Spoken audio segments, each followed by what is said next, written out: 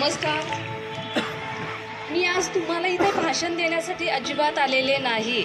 कारण आलासे सर काल जेव्हा मला भेटलेत तेव्हा मला सांगितलं तुमच्या क्रीडा वार्षिक स्पर्धा सुरू होणार आहेत आणि त्याच्यासाठी आमच्या मुलींना काहीतरी मार्गदर्शन. तर मग ठीक आहे म्हटले सरांना की मी गप्पा मारण्यासाठी म्हणले तर मी नक्कीच येईन.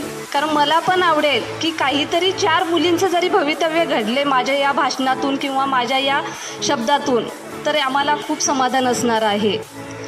वार्षिक क्रीडा स्पर्धा मी शाळेमध्ये असताना खूप छान खेळले. शाळेच्या बोर्डावरती अद्यापर्यंत माझं नाव आहे याचा मला अभिमान वाटतो.